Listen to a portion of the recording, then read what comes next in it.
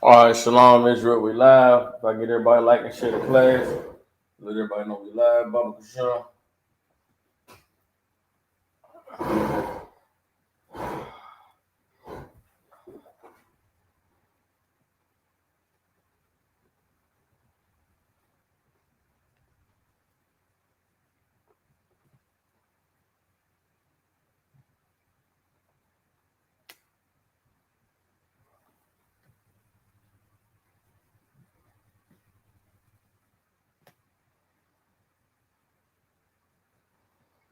All right, Shalom Israel, Israelite School of Universal Practical Knowledge. Priest of Captain Soccer War holding down the class live from Memphis, Tennessee. Every Tuesday, Wednesday, and Thursday, we have classes in Memphis from 6 to 8 p.m. Central Standard Time. Since 1969, the Israelite School of Universal Practical Knowledge has been teaching so-called blacks, Latinos, Native American Indians the truth according to this Bible. What is the truth? The truth is that so-called blacks, Hispanics, and Native Americans descend from the greatest people that have ever walked the face of the earth. The Bible identifies us as the lost 12 tribes of the nation of Israel. And in the year 2021, in the times that we're living in, there's nothing more important than for so-called blacks, Latinos, and Native American Indians to find out the truth of who they are, where they come from, and what their purpose is here on the earth. So what we do with these classes, 3 nights out of the week, going to 4 nights, I believe, starting tomorrow. We got the Hebrew class that's going to be kicking off here in Memphis. For 4 nights out of the week, we give brothers and sisters an opportunity to hear the truth according to the Bible, to gain some understanding of the knowledge and wisdom that is contained in this book left to us by our forefathers so that we can find our way back to the Most High. And, the Bible is not a book that's about religion. It's not a book that's about making you feel good. The Bible is a historical and a cultural record of one race of people and their dealings with God from the very, very beginning of their family, starting way, way back, all the way up until today. And what's been hidden in the earth is that this Bible and these words that are contained have real current implications for the people who it was written about and who it was written to. And what the earth wants to hide is that those people who are affected by this book are the same people who are the descendants of slaves here in North, Central, and South America. And right now we find ourselves in the midst of the Feast of Hanukkah. It's night 5 of an 8-day celebration where we remember the Most High allowing us to have victory over our oppressors 2,000 years ago in the land of Israel. It was the Greek Empire that we had defeated. It reclaimed our land, and we celebrated the rededicating of our temple. And as we stand tonight in this time that we're living in, we find ourselves once again a conquered people. We find ourselves once again up against the onslaught of the wickedness of our oppressor, and them putting their foot on our necks and forcing us to turn away from our culture, turn away from our God, and to adopt their culture and adopt the ways of their gods. And the consequences of these things is what we see in our community today. So what I wanted to talk about tonight was preserving righteousness. You understand? And that's what this Feast of Hanukkah is about. It's about the triumph of men who would not allow wickedness to consume them and their people in the generation in that and they lived in. And very much what we celebrate with Hanukkah is we celebrate the zealous spirit of rebellion in Israel. You understand? It's a spirit that refuses to allow for the I don't want to say the worship. There's a spirit in our people that refuses to allow the Most High to not be recognized. You understand? And that spirit of rebellion, meaning we'll rebel against anything that stands in the way of God being recognized, that stands in the way of the Most High being given glory and praise. And that spirit that is in Israel is a spirit that the Lord gave us. And it is the spirit that preserves righteousness to this day. It is the spirit that is alive in the ISUPK, which enables men to not fail and to not falter and to not fold and to not buckle under the pressure of everything that is mounted against us in this society. And it is that spirit that is required in order for this nation to come back today as it did during the time of the Maccabees, which we celebrate with Hanukkah. So what I wanted to go to tonight is just a few scriptures to let everybody know that the Most High promised us that he would allow that spirit of preserving righteousness to remain in the earth. And it is the spirit that is alive today and accessible to those of us who are willing to stand for the Most High and refuse to let his name and his glory go unrecognized. All right. And with that, like I do with the class all the time, anybody got any questions, type them in. Got any questions in the class, raise your hand. I see Sister Kapatas has a question online. Kapatas, I'm going to get to your question after I deal with this breakdown, all right?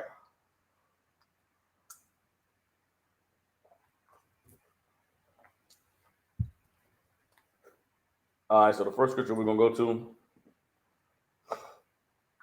is, bear with me.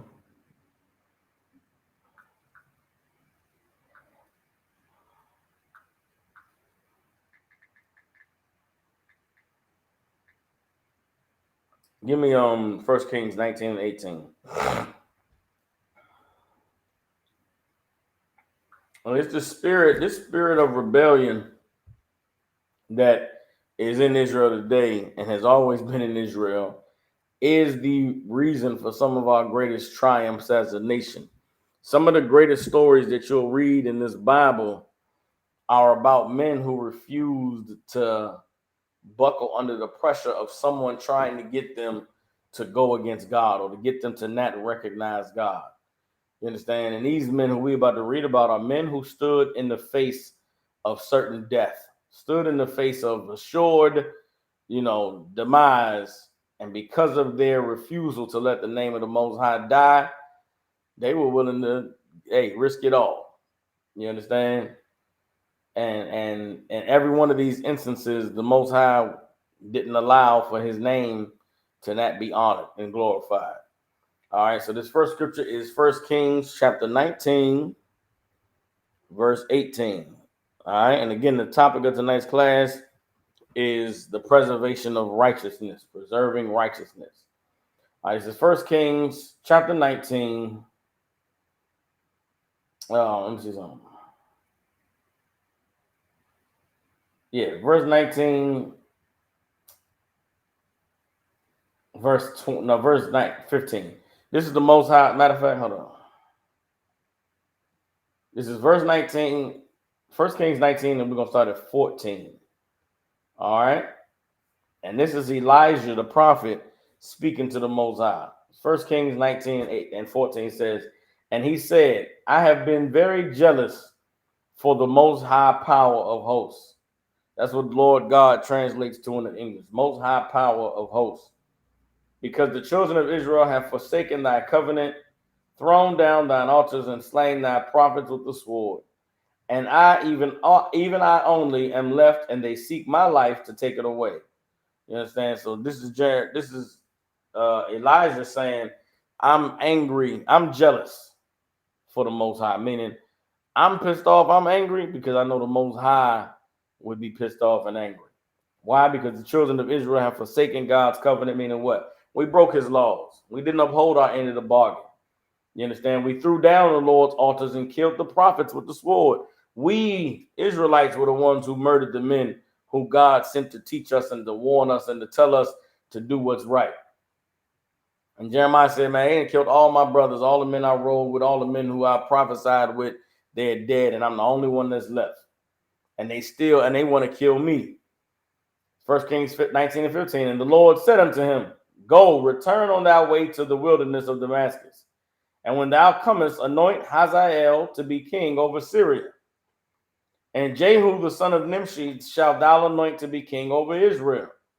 And Elisha the son of Shaphat of Abel Meholah shalt thou anoint to be a prophet in thy room. So he's giving Elijah instructions on who to raise up. You understand? Verse 17, and it shall come to pass that him that escapeth the sword of Hazael shall Jehu slay. And him that escapeth from the sword of Jehu shall Elisha slay. Everybody understand? So they're establishing a hierarchy of the men who are going to be in charge and all the death and destruction that's going to follow. Everybody understands? Verse 18, yet I have left me 7,000 in Israel, all the knees which have not bowed unto Baal, and every mouth which has not kissed him. You understand? The Lord said to Elijah, don't worry, brother. I know you think you're alone, but I've preserved 7,000 men who have not perverted themselves with these other gods. I preserved me 7,000 men who have not fallen to all of these false idols and these false religions and these false ways of life. There's 7,000 men out there who still serving me, who still standing strong and holding their post and obeying the Most High. Everybody understands? And this is the point that we need to remember today. There's a number of men who the Most High always preserves in the earth that have not defiled themselves with false doctrines and false religions and sinful ways of life. You understand? And the Most High has done that because he is the one that's going to preserve righteousness in the earth. The Lord is the one that's not going to allow for his name to be taken away, you understand, from the earth. So what we have to do as brothers and sisters is to strive to be among those men and women who the Lord has preserved. Strive to be among those brothers and sisters who refuse to put down the name of the Most High, refuse to allow his glory to be wiped away. How do you do that? You do that by obeying him, by standing on his word, by following in the path that he set before us so that we can bring honor and glory to his name. You understand? So that's that. Let me drop that. Let's go to the book of let me see something. All right, let's drop that. Let's get Esther chapter 3 verse 1. Let's get Esther chapter 3 verse. Matter of fact, no, let's not get Esther chapter 3 verse 1. Not yet. Hold on.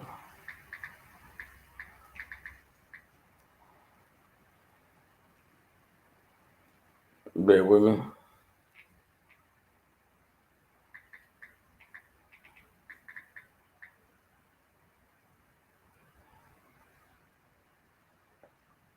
Hold on.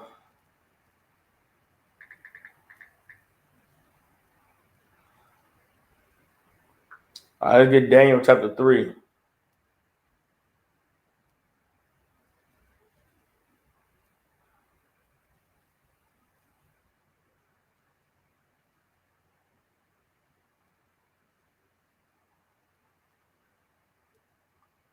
Okay, I ain't gonna read the whole thing, but it's Daniel chapter 3.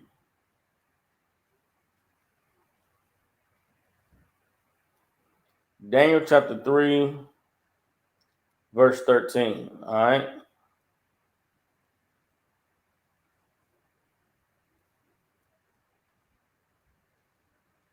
Daniel 3 and 13.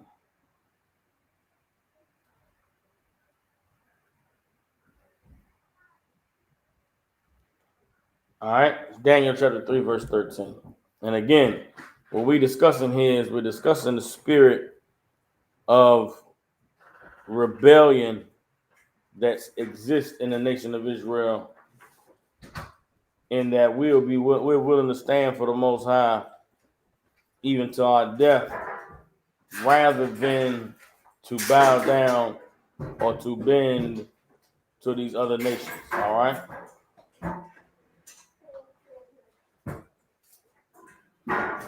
Hey, shalom, Lord Christ. How y'all doing? All right. Shalom.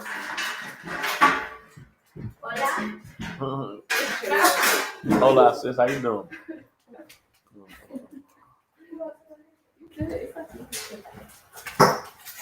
All right, so we're in Daniel chapter 3. We're in verse 13 now. Johnny, Bibles? Okay. 12? All right, no sweat. All right. Did you need one of those, sis? Hey, I got it. Can't use this one, matter of fact. I'm going to turn to where you need it, all right? You're going to follow along with us, all right? Okay. All right. So where is Daniel? Okay. Okay, here we go.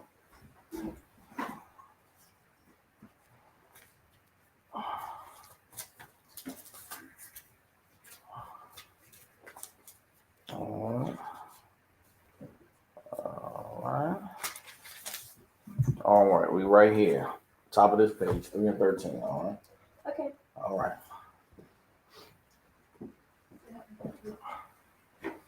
All right, this is Daniel chapter 3, verse 13. It says, Then Nebuchadnezzar, in his rage and fury, commanded to bring Shadrach, Meshach, and Abednego. Then they brought these men before the king. Nebuchadnezzar spake and said unto them, Is it true, O Shadrach, Meshach, and Abednego? Do not ye serve my gods, nor worship the golden image which I have set up. Verse 15, Now if ye be ready, that at what time ye hear the sound of the cornet, flute, harp, sackbut, psaltery, and dulcimer, and all kinds of music, ye fall down and worship the image which I have made. Well, but if ye worship not, ye shall be cast the same hour into the midst of a burning fiery furnace. And who is that God that shall deliver you out of my hands? Everybody understands? So what they had set up at this time was at random times during the day, some music would start playing.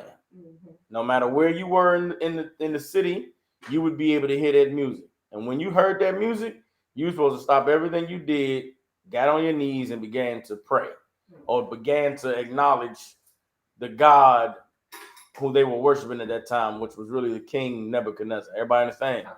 Well, these men who served our God, there's rules that we have where you can't obey any other gods. You can't worship anything but the Most High. So when that music played, for these men to get on their knees or to acknowledge the king in that way would have been disobeying our God. So these men said, we're not going to disobey our God. And when they got caught not bowing when the music played, the men who did bow said, hey, man, these men ain't bowing. They disobeying the king's command. They should be killed. They should be put in the burning furnace. So now the king has brought these men before him. And he's saying, I heard y'all ain't going to bow. Well, guess what? Next time you hear the music, you're going to have a chance to bow down. And if you don't bow down, then we're going to throw you in the burning furnace. And who's going to save you? What God is there that can save you from being thrown in this furnace? So these men are faced with a choice. Either they're going to obey the king and live, or they disobey the king, honor God, and die. Everybody understands? Now, most men would have just said, I want to save my life.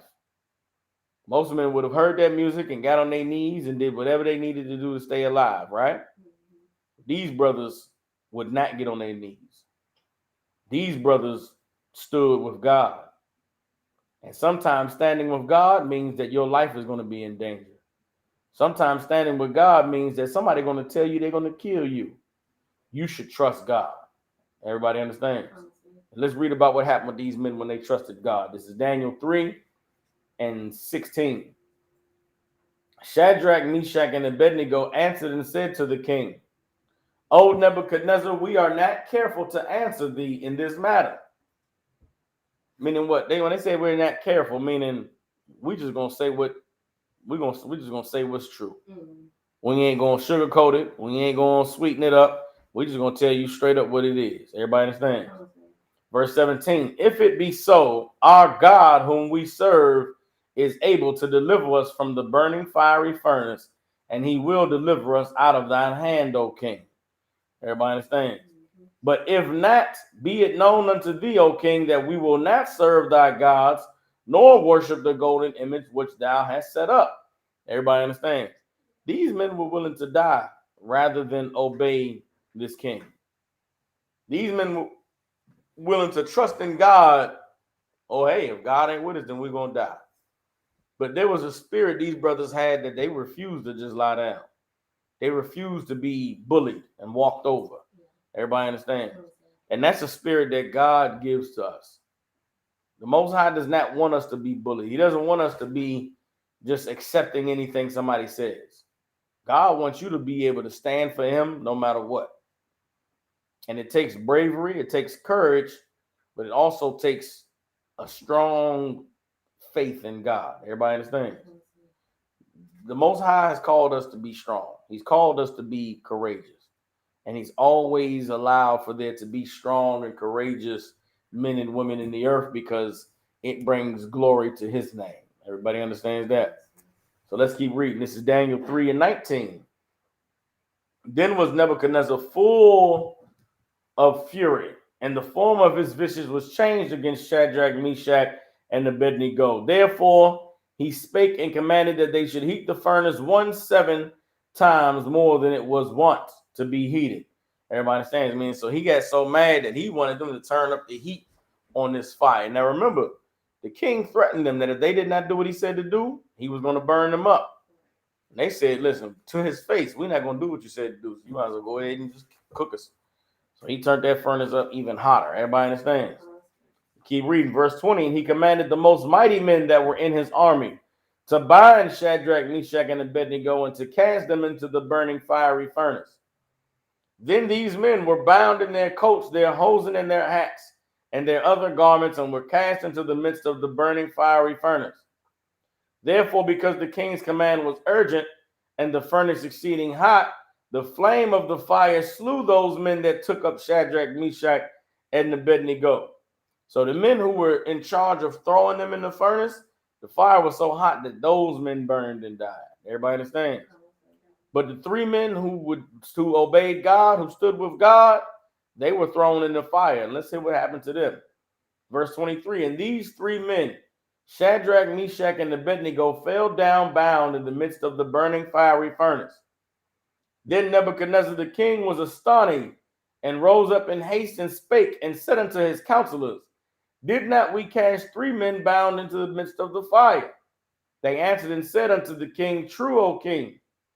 He answered and said, lo, I see four men loose, walking in the midst of the fire, and they have no hurt. And the form of the fourth is like the Son of God. Then Nebuchadnezzar came near to the mouth of the burning fiery furnace and spake, and said, Shadrach, Meshach, and Abednego, ye servants of the Most High God, come forth and come hither. Then Shadrach, Meshach, and Abednego came forth of the midst of the fire.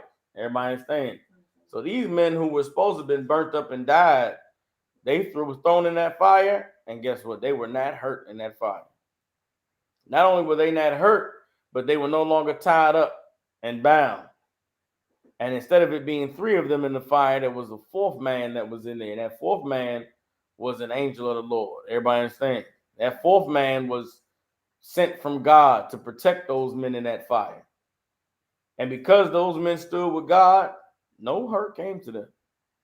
They were not burnt. But they had to be willing to die in order for that miracle to be performed. Everybody understands that, right? When you're threatened with danger over serving God, you've got to stand with God. Because the threat of the danger can do nothing to you if God is with you. Everybody understand? And God has always made sure that there's going to be men and women who are willing to stand for him so that his name so that he can be lifted up, so that he can be glorified. Everybody understand? For these men to stand with God and for them to not die, who did that bring glory to? God. It brought glory to God. It didn't raise those men up because they weren't anything special. But because of them standing for God, the Most High get the glory for being an amazing power that could come down and save men from death. Everybody understand? And we live in a time now where that's what we need in our community. We need brothers and sisters who are willing to lose their life for the name of God. So that what? So that the Most High could be lifted up. The people who know you and know the life that you're living, they see you stand for God and they see how God will bless you. It'll make them say, I want to serve the God that she serves. I want to serve the God that he serves, because surely serving his God is a blessing. Look at the God that we're serving today. Look at all of these things that we're worshiping in America today. Look at the people who celebrating Christmas and celebrating Thanksgiving. What are their lives looking like? How are they living? You understand?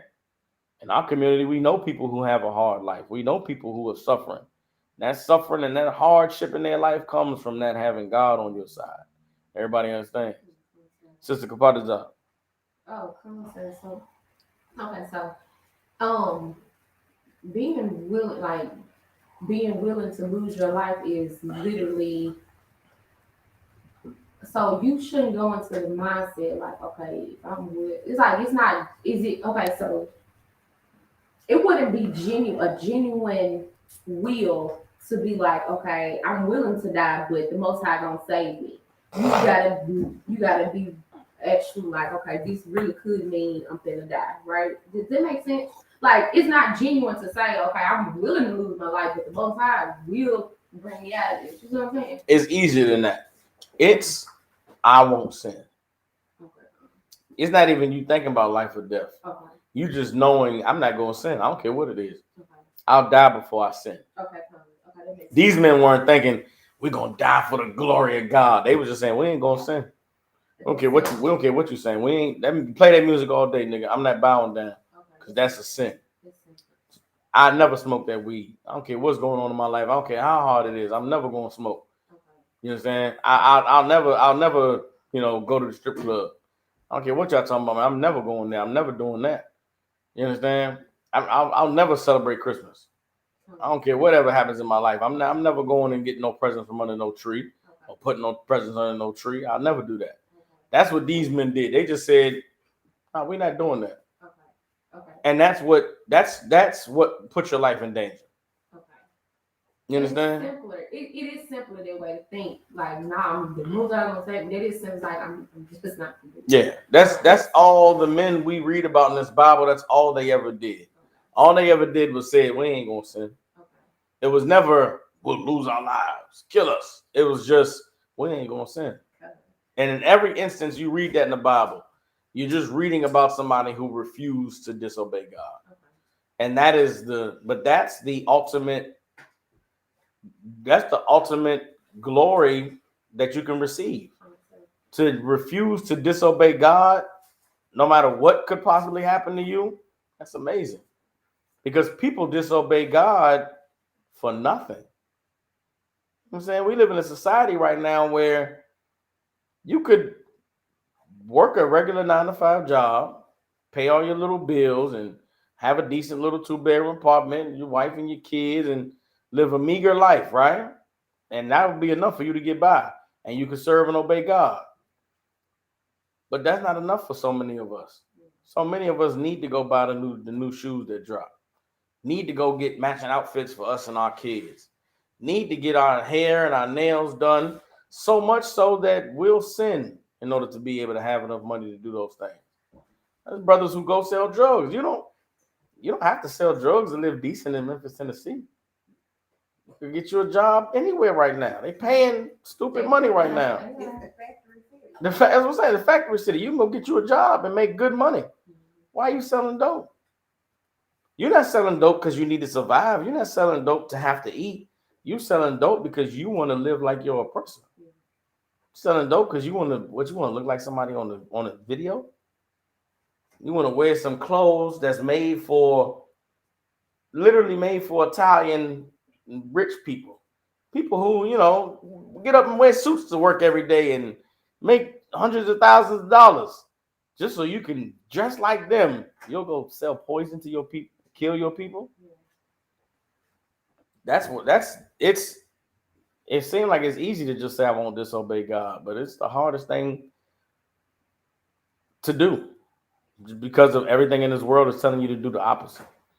Everybody understand? So that's all these brothers and sisters we reading about. Something inside of them would not let them sin, and that's how you preserve righteousness. Everybody understands? You have to choose obeying God over everything else. All right, let's drop that. Let me get now let's go to Let's go to Esther chapter 3 verse 1. And understand this: when you choose to obey God, and when you live a life of obeying God, everything else becomes minor in your life. When you obey God, the things that you may think are important, those things aren't very important. The things that are important to other people, like right now, I serve the Lord. I'm a righteous man. How much my shoes cost does not matter to me at all. It's not important. The name on the clothes that I wear does not matter to me at all. I don't care what tag is on my clothes. I don't care if they have a designer name on them. Are they comfortable? Do they fit me well? That's all that matters. It's the wintertime. Does these clothes keep me warm? That's all I care about. I don't care about the name that's on the clothes. I don't care about who made the clothes. I don't care how much the clothes cost. Why? Because my concern is about God and obeying Him. And these clothes I wear have nothing to do with obeying God. Everybody understands. When obeying God is the most important thing in your life, everything else is just, it doesn't even matter. All right. The book of Esther, we're starting in verse 3. We're going to go to verse 1. All right.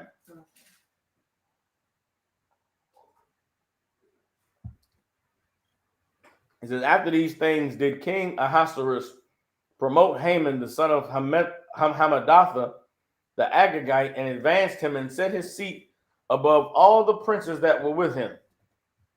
And all the king's servants that were in the king's gate bowed and reverenced Haman, for the king had so commanded concerning him. But Mordecai bowed not, nor did him reverence. Everybody understands. Who was Mordecai? Mordecai was an Israelite from the tribe of Benjamin. And this man, Haman the Agagite, he was somebody that everybody was told to honor. Everybody was told when Agagite come through, everybody bowed down to him. But Mordecai is an Israelite. And what do our laws say? Our laws say you don't bow down to anybody but God. You don't worship anybody but the Most High. So what happened when Haman came through and everybody else bowed? Mordecai did not bow. Everybody understands? Verse 3, then the king's servants, which were in the king's gate, said unto Mordecai, why transgressest thou the king's commandment? Now it came to pass when they spoke daily unto him, and he hearkened not unto them, that they told Haman to see whether Mordecai's matters would stand. For he had told them that he was a Jew. Meaning what? It was known by Mordecai saying, I'm a Jew. It was known that he would never bow. It was known that he would never worship Haman. Why? Because everybody knew that was our culture. The Israelites, they ain't going to bow. They ain't going to pay you no reverence. They only honor their God. Verse 5, and when Haman saw that Mordecai bowed not, nor did him reverence, then was Haman full of wrath. Everybody understand? Now, we all know that the story of Esther, this event of Mordecai not bowing set in motion the plot from Haman to destroy all the Israelites. Everybody understands? And what happened at the end of this plot to destroy all the Israelites? The Most High's name was glorified because all of the shame that Haman wanted to come down on Mordecai came down on Haman. Everybody understands? And that story of the Feast of Purim came from a man being rebellious, came from a brother refusing to sin against God. Everybody understand?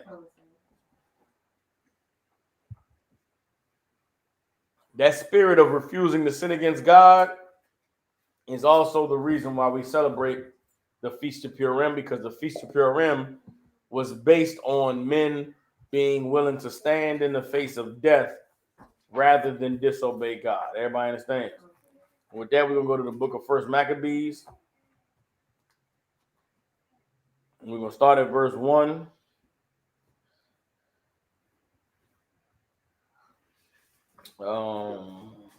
Verse 15. All right. First Maccabees chapter 1. First Maccabees 1, chapter 2.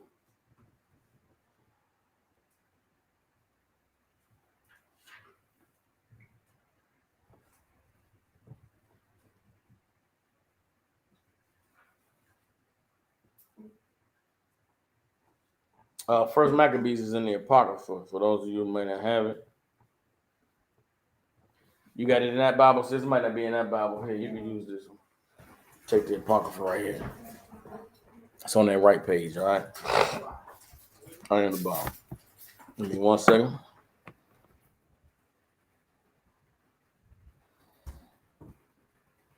All right.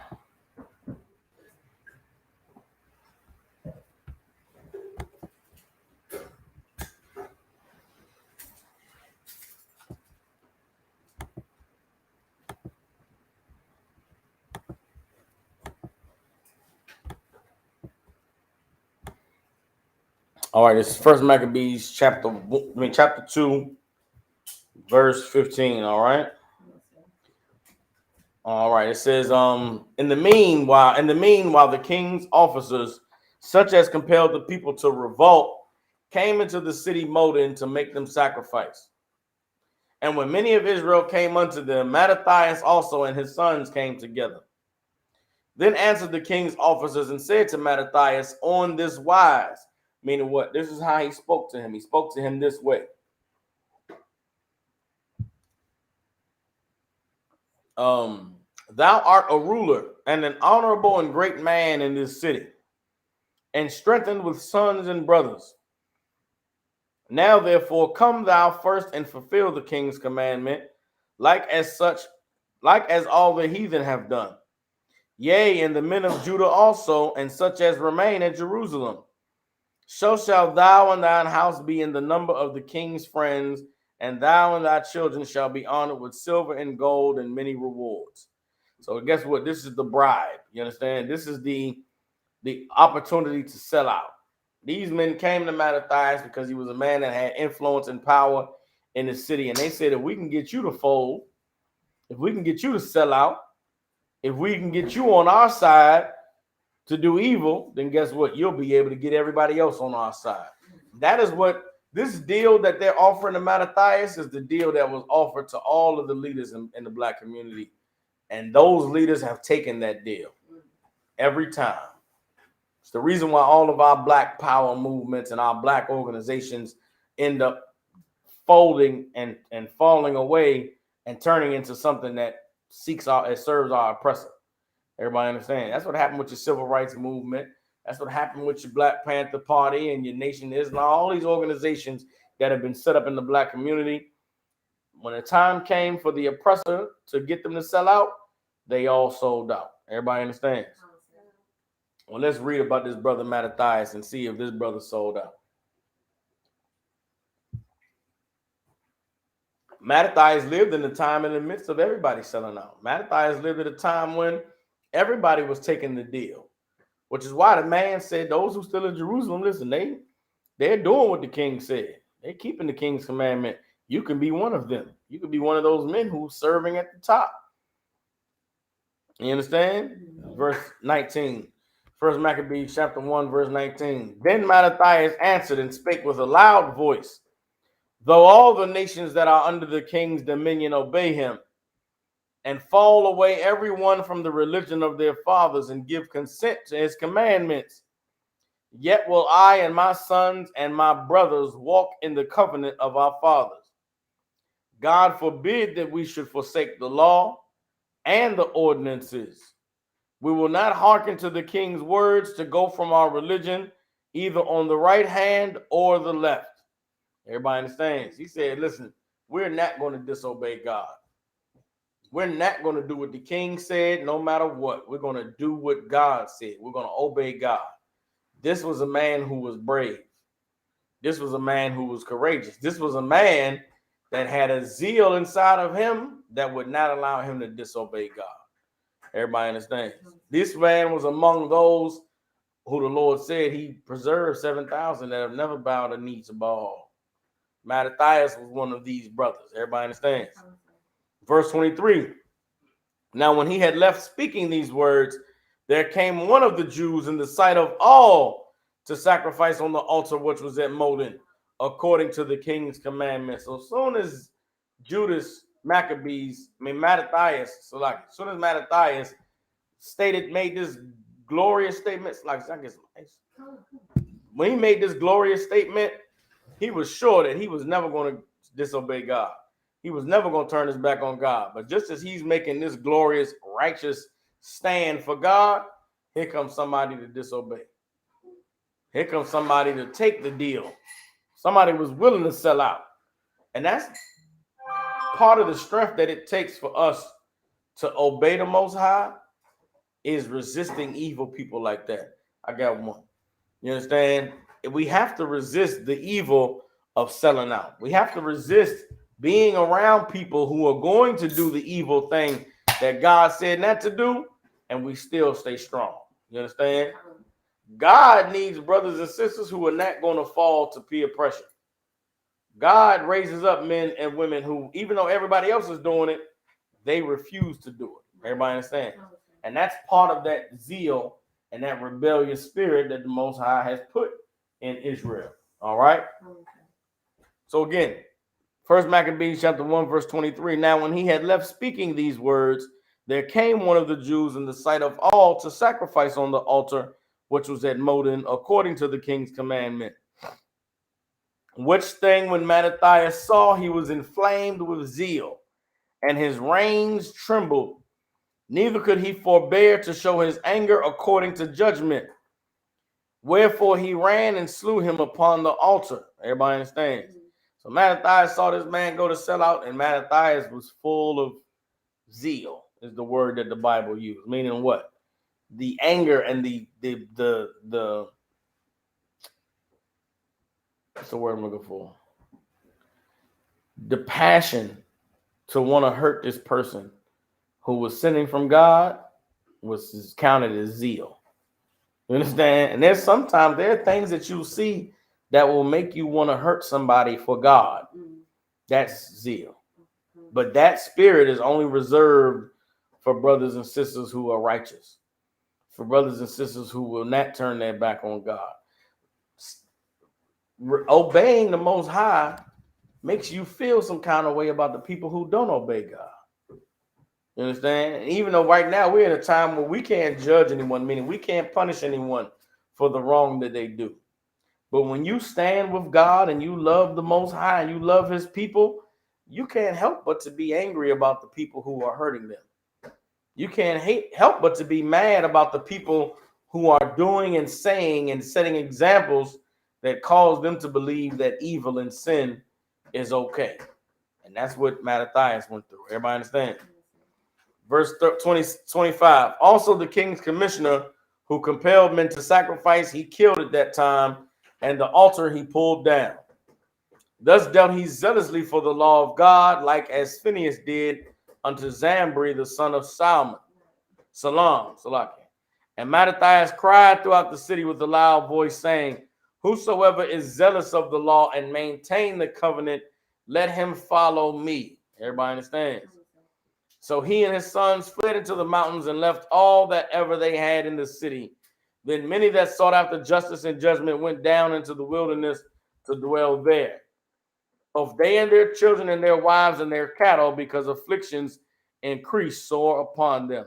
Everybody understand? Meaning what? These men and the other hundreds of thousands of brothers that would not bow their knee to Baal, they stood with Mattathias in that day. Everybody understands? And events like this are made possible because of that spirit that the Most High has put in certain men that will not allow them to live a life having disobeyed him. Everybody understands? All right, let's go. Let me get one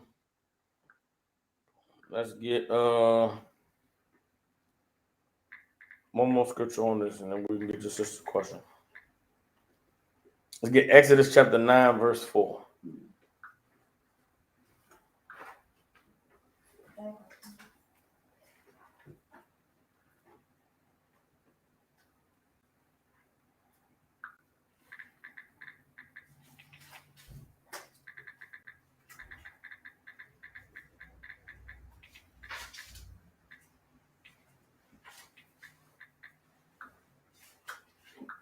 Ezekiel chapter 9, verse 4. All right.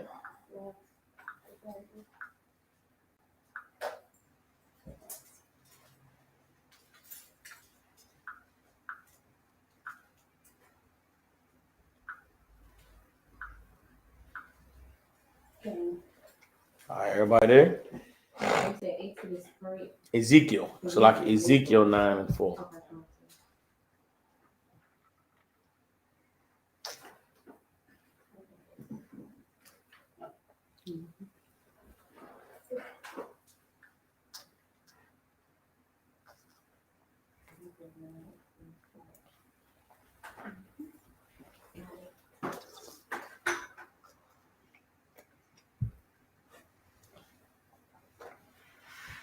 It's Ezekiel chapter 9, verse 4. All right. It says, and the Lord said unto him, go through the midst of the city, through the midst of Jerusalem, and set a mark upon the foreheads of the men that sigh and that cry for all the abominations that be done in the midst thereof. You understand? This mark in the foreheads is that spirit of that zeal for God, that spirit of refusing to disobey him, that spirit of refusing to do what is popular in society, or refusing to do what the king is commanding you to do, because your only mission in life is to obey God. Everybody understand? This is the mark that is in the foreheads of the brothers and the sisters that serve the Lord. They are the ones who sigh and that cry for the evil that's done among our people. You understand? And all of these are among those who the Most High said that he has always preserved, that has never bowed a knee to Baal. Everybody understand? So Hanukkah is possible because of that spirit of rebellion against evil, that spirit of rebellion against wickedness that is necessary for our nation to continue to thrive and continue to grow and continue to return back to the Most High. And it is the spirit that is alive and well in the ISUPK. It is what we stand on. Everybody understand? What unites us and brings us together as brothers and sisters is we all have a part of that spirit from the Lord to obey him and to not go away from it. You understand? All right. So let's drop that. That's it on the breakdown on these scriptures that I had. Are there any questions in the class? I know Sister Kapadas, I had a question. Any other questions? You have any You have any questions, little sis? You good? You got any questions, little bro? All right. Sis, you had any questions? All right. Come on, Kapadas. Concern any scriptures on the accountability, just being accountable for what you do, whether it's right, of course, or wrong. But any scriptures on accountability. So like being responsible? Concern. Okay. Yeah, give me a second.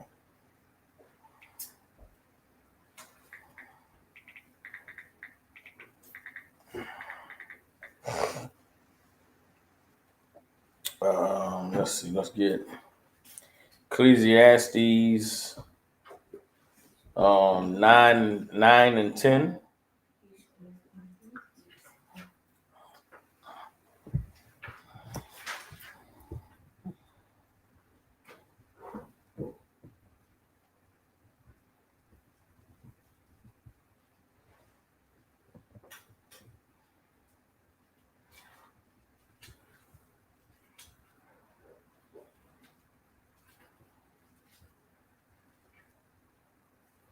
All right. Kapadas, you got it? Concern. You want me to read it? Yeah, you can read it. Ecclesiastes 9 and 10. Whatsoever thy hand findeth to do, do it with thy might. Whatever your hand finds to do, do it with your might. Meaning what? Give it your best. Whatever you find in life to commit yourself to, or you find that you're able to do your best. You understand? And doing your best is one of those things where that's a personal thing. Nobody really can tell you what your best is unless they know that, unless they know what you're capable of and you're just not putting in any effort. And there's a lot of things in life where we do just enough to get by. That's not a zealous spirit. A zealous spirit is, I'm going to make this the greatest and the best that it can be. This thing that I'm doing, I'm going to be the best at it.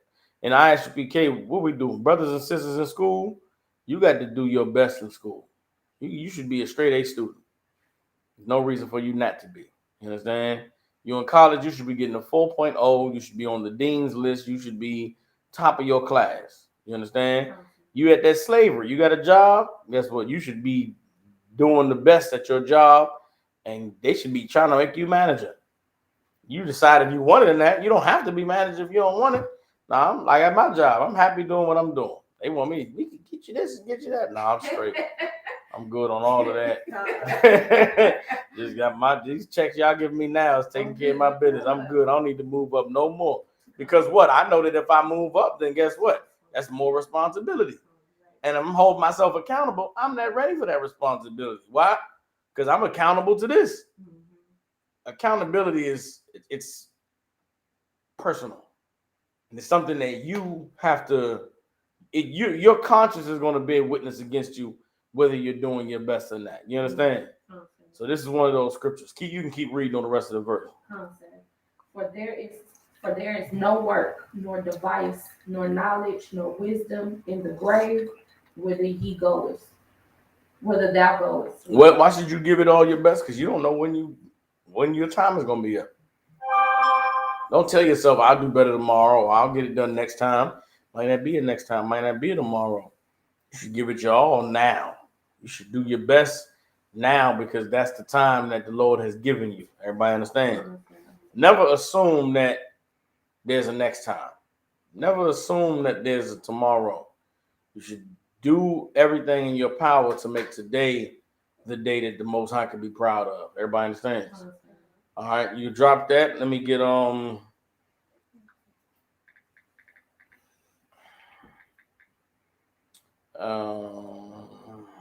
Proverbs chapter 6, verse 6.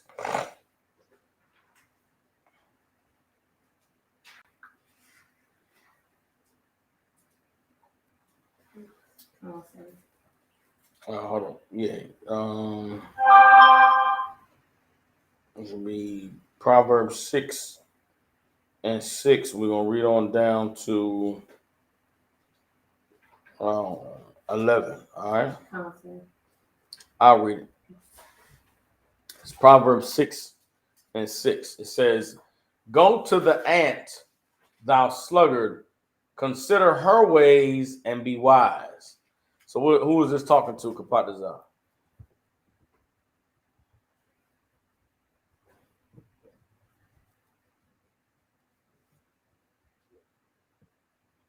Talking to me?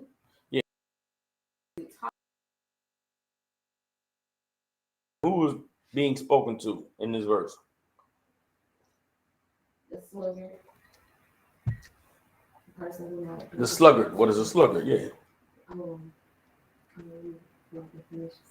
Let's do that. Let's get the definition of the word sluggard.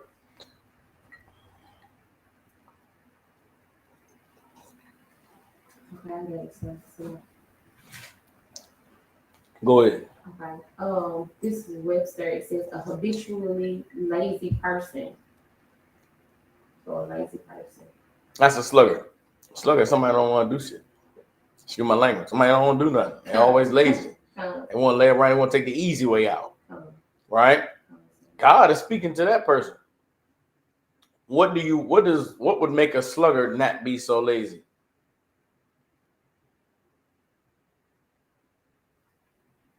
Them being more accountable. You understand? Somebody who's lazy, how do they feel about consequences? That'd be all right. Yeah, okay. Oh well. Somebody who's lazy, how do they feel about their bills being paid on time? I got an extension. I get an extension. Sis. They might lose a job. Yes.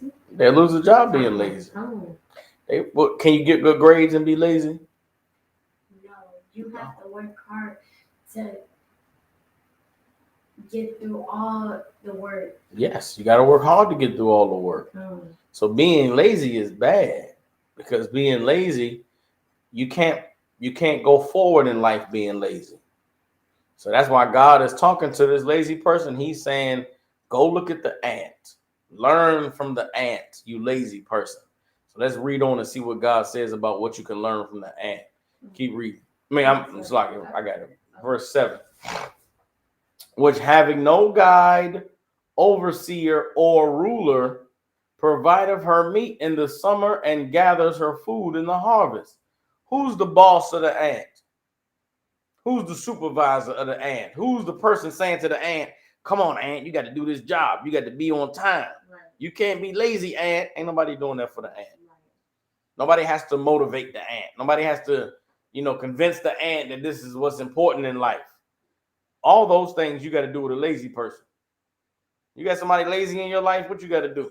Come on, man. You got to get up, man. You got to get out here. You got to be about your business. Come on. Don't you want to pay your bills on time? Don't you want to keep your job? You shouldn't have to. Nobody should have to do that for anybody. Sis. So like you said, so isn't it different forms of motivation though? Like, you know what I mean? Like you motivating a friend or a sister or something to do, like, they're capable of doing something, just they need an extra push maybe. You know what I'm saying? Is it different or our motivations? That's you holding them accountable. Somebody if I motivate. If you come on, sis, let's go. You can do it. Listen, girl, I'm trying to tell you, it'd be much, you can get it done. If you just, that's you holding them accountable. This is about someone holding themselves accountable. Okay. The ant doesn't need anybody to hold them accountable. The ant doesn't need anybody to motivate them. I'm not saying that motivating someone is a bad thing, but if they held themselves accountable, they would not need you to motivate them. You understand what I'm saying? So for the people who don't hold themselves accountable, that's what this scripture's for. You understand? This scripture is for the person that doesn't hold themselves accountable. Okay. Hey, you should look at the ant because you think it's okay to be lazy and not do nothing. When the ant shows you that you can't survive being lazy and doing nothing. You know what I'm saying? The ant don't wait around for somebody to tell them what to do. The ant gets up and just does what's necessary. You understand? Okay. The ant is like the person who we just read about in that previous scripture. The ant is like the person in Ecclesiastes 9 and 10, which finds whatever their hands, which does their best at whatever they're given to do in life. You understand? And right now in this world, what do we have to do in this life? In order to be able to live, in order to be able to survive, in order to be able to, have the things that's necessary to live comfortably, what do you got to do? Gotta work. You gotta work. Everybody understand? No matter who you are, where you are, what you're doing, you gotta work. And that's something that I don't say it gets missed, but that's the point I think people are missing when it comes to life. No matter what you're doing, no matter how you're making it, you're working. You understand? It's unfortunate, but the brothers and sisters who choose the illegal life because they rebelling against the oppressor, they're working harder for him than anybody at a 9 to 5. A cat that sells drugs works way harder than I do. I go in for 8 hours a night. I work maybe 5 of those 8 hours. A cat that's selling drugs he's working 24 hours a day. Yeah. Even when he's home, he ain't relaxed. He ain't chilling. He's worried. He's scared. He's paranoid. He's helping the oppressor more than anybody else. You understand? He's buying the oppressor's drugs. The oppressor getting rich off of him buying the drugs. He's selling the drug, right? Destroying his people. The oppressor gets paid off of the people being destroyed. Then he takes the money and he goes and buys things from the oppressor. The oppressor's getting paid on the back end. Then he gets locked up and has to go pay a lawyer and attorney fee. Every bit of that illegal life pays the oppressor. Every bit of a sinful life, it goes to pay the oppressor. You work harder living in sin than you would living in righteousness. You understand? Which is why you should just work hard at righteousness. You should work hard and obeying the Most High. Everybody understands? And that's what is required. But if the sluggard would pay attention to the ant, the sluggard would learn a thing or two. Everybody understands?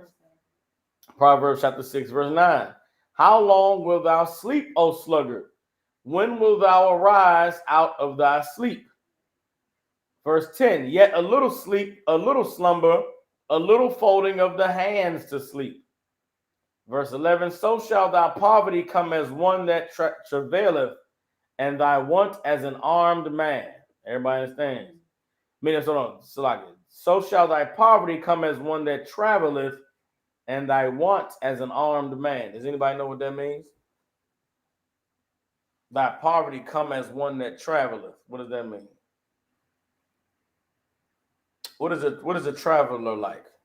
Somebody who's traveling and visiting. He all right, don't even worry about it. He good to go. Sis.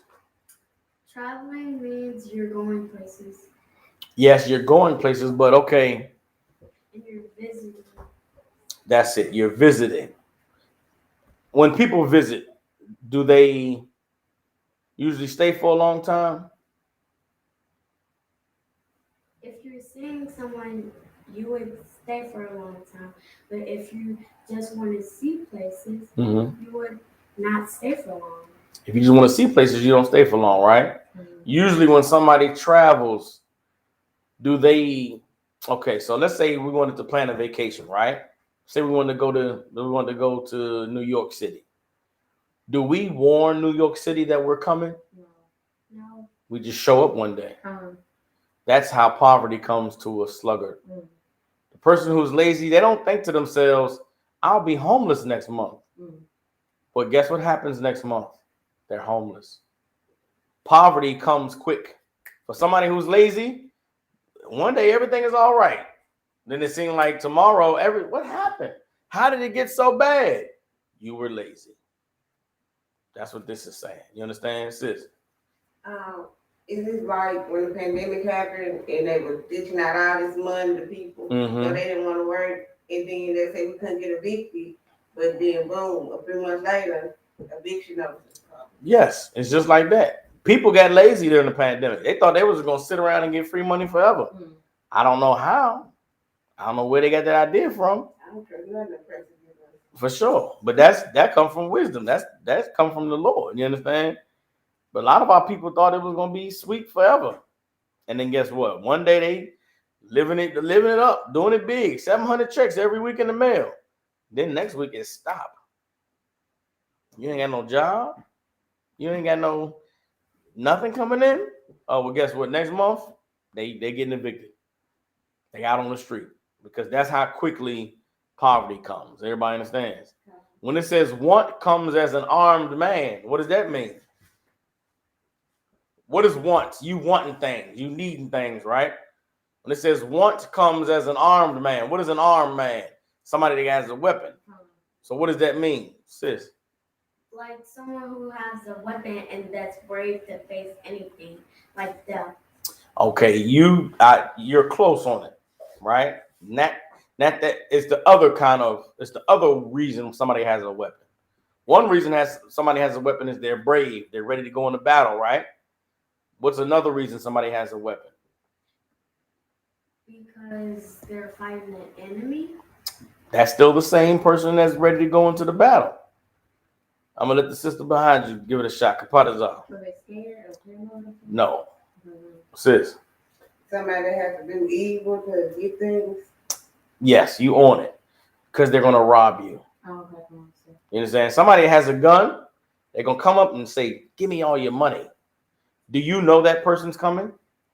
No. Do you know the robber's about to rob you? No. That's how trouble comes that's how poverty comes into your life.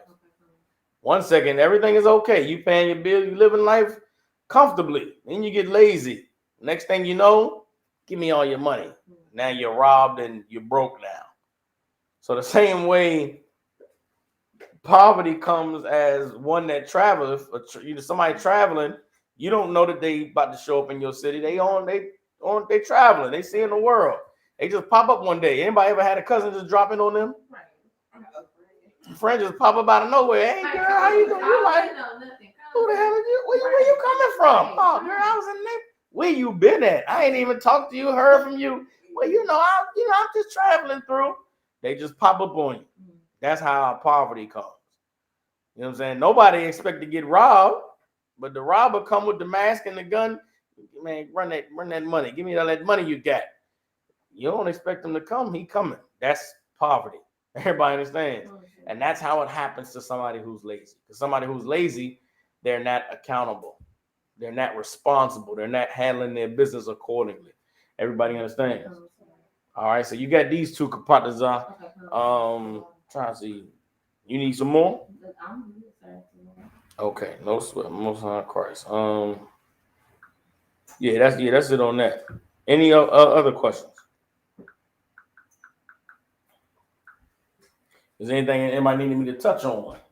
We in the Feast of Hanukkah. You know what I'm saying? You want to ask about Christmas? What you want to know? Why do some people hate Christmas and say it's for white people when some black people celebrate it? Okay, so there's two answers to that question, right? The reason why some people hate it and say it's for white people is because God told us not to celebrate Christmas. You understand? You want me to show you that in the Bible? Yeah. Okay. But it's such a great holiday. Christmas is not about receiving, it's about giving. Okay. Mm-hmm. It's such a great holiday. It's not about receiving, it's about giving, right? What about the people who don't have anything to give? Then someday somebody will show up and give you something. Okay. Let me ask you this. And I know you're young, right? When has that ever happened in your life? No time.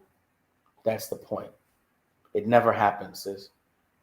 Nobody ever just shows up in your life and gives you something.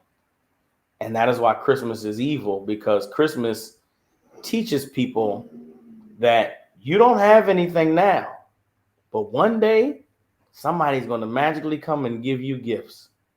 That's not real life. You understand? The people who celebrates Christmas, you know who gives them Christmas gifts? Santa? No. That's why Christmas is evil. Because Christmas is a lie. On Christmas, when little kids get gifts, you know who gets their gifts for them? Their parents. Their parents. And do you know what their parents have to do in order to get them gifts? Have money? How do parents get money? Work. They have to work very hard. And you know what parents have to do with their money before they can buy little kids gifts? Pay their bills. Pay their bills. Mm-hmm. What happens if there's not enough money to pay the bills and get the gifts? Then you'll have to do one, and then you'll have to wait another time to get the other thing. Now, how many kids are okay waiting after Christmas to get gifts? Some kids, not all kids, can be patient. Not all kids can be patient. So if there's a holiday that teaches kids that Santa will bring you gifts, what does that kid feel when Christmas comes and there are no gifts because their parents had to pay the bills instead? How does the little kid who thinks that Santa brings gifts feel? Sad and mad. Sad and mad. That's evil, because no kid should be sad and mad about gifts from somebody who doesn't exist. Right. Kids should be taught the truth, which is there is no Santa Claus. There is no magic person ever in life who's going to just give you things. And if kids knew that, then guess what kids would say to their parents on Christmas when there are no gifts? You pay the bills first. Yes, the kid, get a sister a hand. That kid would say, thank you, mommy. Thank you, daddy, for being a hardworking, loving, caring parent, because I know you paid the bills first. And guess what that does for the parent? The parent can feel good because they know that they didn't let their children down because they did not have the money to make their kid believe in a lie. Santa's a lie. But you know how many parents you're still young, so you may not know about depression yet, right? But there's a horrible feeling that someone has when they cannot give their children things that they need, that they should have. Right. So it makes a parent feel very bad when their kid feels like, why can't I have gifts like all the other kids? And that sadness in a parent makes them go do things that go against God, which is why God said, a parent should never feel that way, because you should never lie to your kids about some magic man that brings gifts. Right. And that's what the whole Christmas is really about, lying to children and lying to people so that the oppressor can make money. The parents who do celebrate Christmas, when they go buy the gifts, who are they giving their money to? Nobody. Who are they buying the gifts from? The store. The store. How does the store feel about the gifts that the parents are buying? They felt happy. The store loves it because the store gets paid. Yeah. The store makes a lot of money during Christmas. You understand that, right? The store gets rich while poor parents don't pay their bills because they have to get their kids gifts. That is evil. The store should not get rich off of a lie. Yeah. But that is why Christmas exists. Christmas exists so that stores can get rich lying to little kids. God said, do not lie to little kids. And you should not lie to anybody. You shouldn't lie to anybody. So why would we celebrate Christmas when it's a lie? Because you shouldn't lie to people. You shouldn't lie to people. So what we do, we don't celebrate Christmas. You know what we do? We tell people the truth. That God is against Christmas. God hates Christmas. And the white man created Christmas to rob you of all your money. That is why Christmas exists.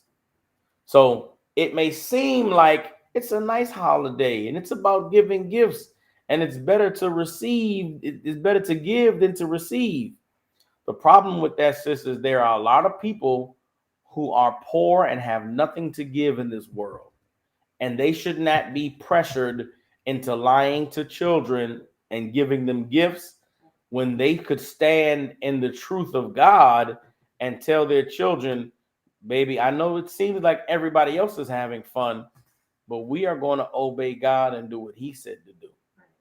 You understand? And as a little kid who doesn't celebrate Christmas, I'm assuming you don't celebrate Christmas, do you? I do sometimes. Okay. Well, sometimes I feel bad about it, thinking about people who can't give. I understand. So going forward, what I want you to do is never celebrate Christmas again. And when somebody asks you, why don't you celebrate Christmas? You'll say, because Christmas is not true. Santa's not real. And there are some people in this world who cannot give gifts. Right. So I'm not going to be a part of a lie that makes people who are poor feel bad. Yeah. Go ahead, sis. You gonna say something? No, you little sister. Mm-hmm. What do you think about that? I think that some people who act that, I can tell the truth to them, so they wouldn't have to lie to their kids anymore. That's true. And that's a world that we should want for ourselves. We should want a world where nobody's lying anymore. We should want a world where everybody tells the truth and everybody obeys God. That would be a better place. You understand? Now, you're going to meet some people who still celebrate it, and they're going to like it. And that's okay. Let them have their life. You understand? But you should give your life to God. And here's the wonderful thing about when you obey God. You're still young, right? Mommy. Pray to God every day. That's a beautiful thing. You keep praying to God every day. What you have to understand about life is mommy can get you gifts anytime. Right. If you're a good girl, you don't have to wait till Christmas for gifts. Right. You're a good girl every time your report card comes out. Yeah. Mommy, I did a good report card. Guess what? You won't even have to ask. Mommy will just get you gifts. Yeah. You do good in school, guess what? Mommy gonna call me and say, "Sir, she did good in school." Yeah. And I'm gonna say, "Okay, we're gonna go buy. We're gonna take little mama shopping." Yeah. You understand? When you serve God, you'll get gifts. You'll get blessings. But Christmas is not a gift. It's not a blessing. Christmas is something that it tortures poor people. God doesn't want anybody to be tortured, and God doesn't want anybody to be lied to. So that's why we don't celebrate Christmas. You understand? All right. Now I'm gonna go into the Bible and show you where God said don't celebrate Christmas. Can I do that? All right, let's get Jeremiah chapter 10, verse 1. All right. Jeremiah 10 and 1. Next says, what do people do? How do you know somebody celebrates Christmas? Even if they don't tell you about their gifts, what is something that people do when they celebrate Christmas? They stay at home. They stay at home. Okay, give me something else. You said they give gifts. What happens before? What do they put the gifts? Under the tree. Under the tree. What do they do with the tree? They put it somewhere. They put it in their house, right? Yeah. And what else do they do with the tree? They set it up. They set it up. And what else do they do with it? They put gifts under it. Before they put the gifts under it. They would put ornaments and decorations. Ornaments and decorations. They decorate the tree, right? Make it pretty. We're about to read about that. And we're going to read what God said about that. All right. And understand this. People were cutting down trees and putting them in their house and decorating them way before Christmas. But that's a bad thing to do. You should never hurt nature. I agree. That's a good way of saying it. You're right. You should never hurt nature. There's no reason to cut down a tree and put it in your house.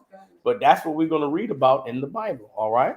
So this is Jeremiah chapter 10, verse 1. All right. All right. All right. Jeremiah chapter 10, verse 1. It says, hear ye the word which the Lord speaks unto you, O house of Israel. Verse 2, thus saith the Lord, learn not the way of the heathen, and be not dismayed at the signs of heaven, for the heathen are dismayed at them. All right. What does it mean to learn not the ways of the heathen? Don't learn what these other people do. The heathen is anybody outside of our family. And our family is Israel. Anybody outside of our family, God said, don't learn from them. Don't do what they do. This is verse 3. For the customs of the people are vain. Meaning what? The customs of the people mean nothing. Here's one of the customs. For one cut a tree out of the forest, the work of the hands of the workmen with the axe. Verse 4, they deck it with silver and with gold. They fasten it with nails and with hammers that it move not. You understand? So somebody cuts a tree down. They fasten it with nails and hammers so that it doesn't move. And they decorate it with silver and gold. What does that sound like, sis? That sounds like a bad thing to me. It is a bad thing, but it sounds like setting up a Christmas tree. Mm-hmm. And this is what they were doing during the time of Jeremiah. And God said, do not learn that and do not do that. You understand? People who do that, they are going against God. So what do people do when they celebrate Christmas? Sis. They cut down trees. They cut down trees and they decorate them. And that is what? That goes against what? God. Goes against God. That's why we can't celebrate Christmas. That's why we can't have no trees in our house with no lights and no decorations. That's why there is no tree to put gifts under, because that goes against God. You understand, right? All right, we done on that. Any other questions? All right, with that, we can close out the class. Clap it up. For the Israelite School of Universal Practical Knowledge. All right, brother, young man Tape said, Salaki, sir, if I could, if we can pray for this 9-month-old child who was shot at the Oak Court Mall. His father died saving the child named Jalen, just like my son, Baba Gashar. Most High Christ. Yeah, it's again, this time of the year, with the violence and the crime and things that are going on in the city of Memphis, you're going to see a lot more of these tragedies happening in this city during this holiday season. This is a very violent time in the Black community because everybody is not just angry, but people are feeling pressure, feeling pressure to get their children gifts, pressure to get money, pressure to, many family situations are under stress. Relationships are ending because of everything that's going on. And so we should be praying for our brothers and sisters. You understand? We will send up some prayers for the 9-month-old child that was shot. All right. If the brother said another name was Jalen, what we're gonna do is on Saturday when we do the Sabbath service, Silaki, we send up prayers. We'll send up some prayers for that brother's family. All right. With that, we are in the midst of the feast. Feast of Hanukkah. We're closing it Sunday night. So we might be doing another celebration like we did last Sunday. So we're gonna have some food. We're gonna eat good. Brothers and sisters, they will come through. Y'all go ahead, come through here to school here in Memphis. All right. With that, any brothers want to be troopers in the school? Salaki says, come on with it. I got one more question. Why do white people blame Black people sometimes when they accuse Black people of stealing out of the mall and they be watching them?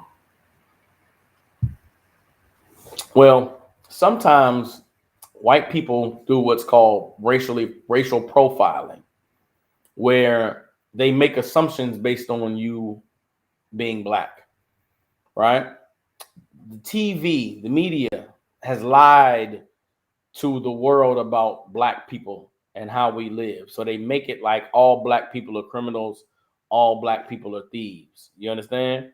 So because of that, white people will profile us. They'll say, oh, he's Black, you got to watch him. She's Black, watch her when she goes in the store, right? And that's wrong. They shouldn't do that. But here's a problem, is there are Black people who steal. There are Black people who go in the mall and they'll steal, and they'll steal stuff from the mall. And what does that one person stealing do? It makes the rest of Black people look guilty. You understand? So we have to, what we have to do to stop racial profiling? We have to stop stealing. You understand? But why do Black people steal? Because white people charge crazy prices for stuff that shouldn't be expensive. You understand? You're young still, so you don't understand. It's some things you'll learn as you get older. But we live in a society where they never pay you enough money to have the really, really nice things. But the only thing that you see on TV are the really, really nice things.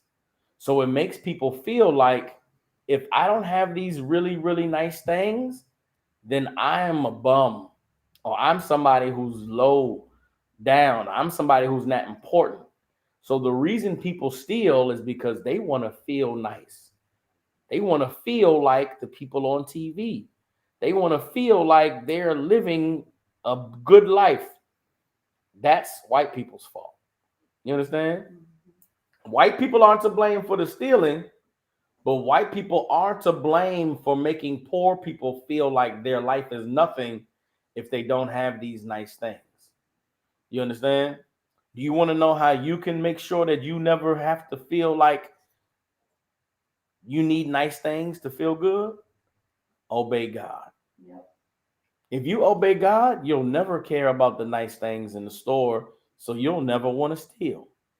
But a lot of Black people, they don't know God, and they don't obey God. So they think the only thing that'll make them feel good is having nice things, so they go steal. You understand?